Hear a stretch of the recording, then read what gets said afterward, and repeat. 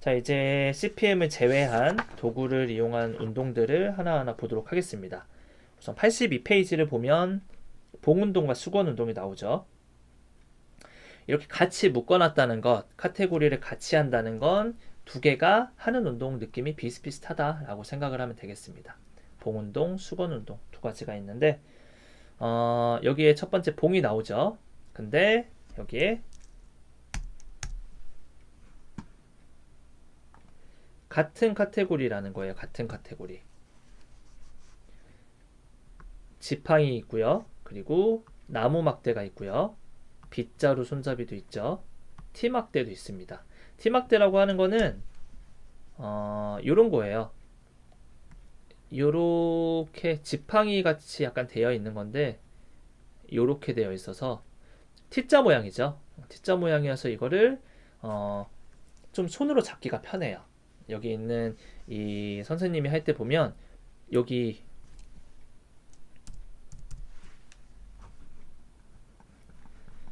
보면 봉 끝으로 이제 손을 잡고 이 손의 힘으로 이렇게 밀어 올리는 건데 이렇게 밀어 올릴 때 여기 좀 손이 아플 수 있겠죠. 근데 여기가 이렇게 T자로 되어 있으면 좀 그립감이 좋겠죠. 손이 편할 수 있게. 그래서 T바, 지팡이, 나무 막대, 빗자루, 손잡이 모두 다 이게 나오면 어떤 운동을 하는 도구입니까? 라고 물어본다면 1번 PROM, 2번 AAROM, 3번 AROM 뭐 이런 식으로 나왔다 보기가 정답은 그렇죠. AAROM 능동보조 관절가동범위 운동이다. 능동보조 운동이다. 환자에게 운동 방법을 설명하고 보상작용이 일어나지 않도록 강조한다. 보상작용이 일어나지 않도록 해야 돼요. 예를 들어서 여러분들이 지금 이 그림을 보면 여러분들 만약에 이 그림을 보면 지금 숄더가 여기 있다가 이렇게 이동을 하는 거죠. 이렇게 이동을 하는 건데 요거는 숄더 플렉션이죠. 숄더 플렉션. 숄더 플렉션을 요구를 하는데 만약에 이 봉이에요. 봉이고 제가 이렇게 잡을게요. 이렇게 해서 이 손을 운동을 하는 겁니다. 얘가 보조를 해서 이렇게 올려주는데 이렇게 운동해요. 이러면 지금 제대로 하는 거 아니죠. 엘보우가 플렉션 돼서 숄더 플렉션이 제대로 나오지 않잖아요. 얘가 이 봉은 여기를 받치고 있어도 엘보우가 익스텐션이 돼야지 숄더가 이만큼 지금 이만큼 각도 한 요 정도 나오죠. 이게 확보가 되려면 엘보우 익스텐션 된 상태에서 이렇게 올려야 되는 거예요. 그래서 이런 식의 다른 관절에서 우리가 보상작용이라고 하죠. 이런 보상작용, 컴펜세이션이라고 하는데 이런 것들이 있으면 안 된다. 이거를 우리가 잘 모니터링해서 환자분 손목 환자분 팔꿈치는 굽히지 말고요. 쫙 핀 상태에서 하셔야 돼요. 이런 식으로 이렇게 지도를 잘 해줘야 되는 게 우리의 역할입니다.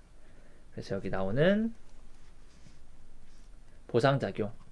우리가 이게 1년 과정이기 때문에 1학기에는 처음에 제가 오리엔테이션에서 말을 한 것처럼 처음에는 그냥 테크닉들 위주로 배운다고 생각하면 될 것 같아요. 테크닉이라고 해서 사실 뭐 거창한 건 아닌데 그냥 관절 가동 범위 운동 어떻게 하고 스트레칭 어떻게 하고 관절 모빌라이제이션 어떻게 하고 근력 운동 어떻게 하고 이런 걸 1학기 때 배우고요. 이렇게 1학기 때 배운 거를 그대로 2학기 때 가져가서 야 너네 1학년 때 관절 가동 범위 운동, 근력 운동, 스트레칭, 모빌라이제이션 다 배웠지? 그거 이제 숄더에 어떻게 적용할 거야? 첫 번째 챕터 숄더에 적용하는 방법. 두 번째 챕터 뭐 힙조인트에 적용하는 방법, 세 번째 챕터 척추에 적용하는 방법 이런 것들을 똑같이 운동하는 법에 실무 위주로 가는 게 2학기고요. 1학기 때는 여러 가지 방법들에 대한 방법론을 배운다고 생각하면 될 것 같아요. 1학기 때는 방법론, 2학기 때는 뭐 실무론이라고 할까요? 실무 적용하는 방법이다 라고 생각을 하면 되겠습니다. 이제 실무 적용할 때 제가 2학기 때는 자 얘들아 숄더에서 관절거동 범위 운동을 시킬 때는 이런 보상작용들을 조심해야 돼. 스트레칭을 할 땐 이런 보상작용이 나오면 안 돼. 이런 것들에 대해서 제가 얘기를 앞으로 많이 해줄 거예요. 그래서 보상작용. 아까 전에 영어로 잠깐 얘기했던 것도 써드릴게요. 컴펜세이션이라고 해요. 컴펜세이션. 컴펜세이션. 컴펜세이션. 요거를 보상이라고 합니다. 보상.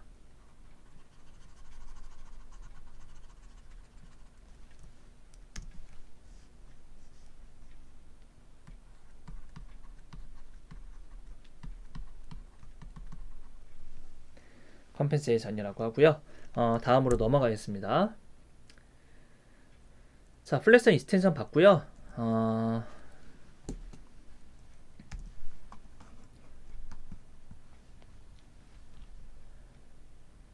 자, 이것도 플렉션이죠. 플렉션 앞모습, 옆에서 보는 플렉션의 모습.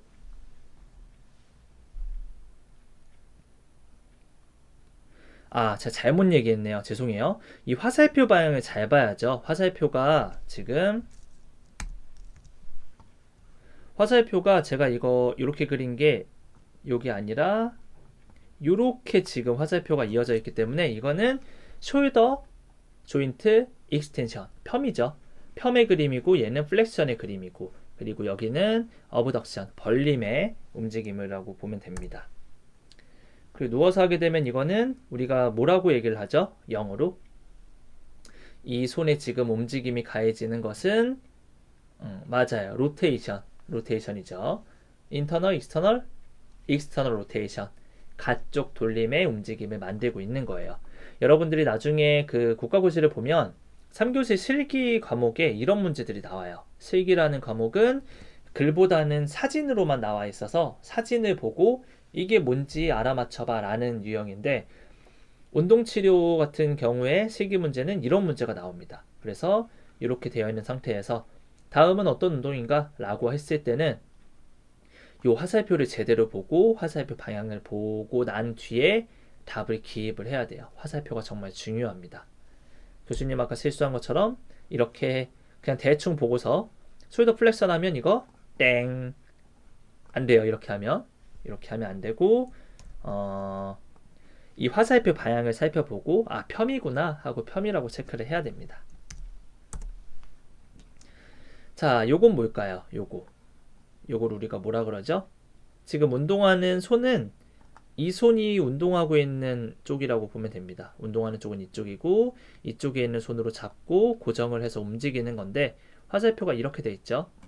그러면 이 손에서는 어떤 움직임이 나올까 생각해 보세요. 맞습니다. 어브덕션이죠. 어브덕션 벌림인데, 어브덕션이라고 하는 벌림인데 어떤 벌림? 호라이젠탈 수평 벌림이죠. 수평으로 벌리는 수평 벌림이라는 용어가 따로 있죠. 수평 벌림이 일어나고 있는 겁니다.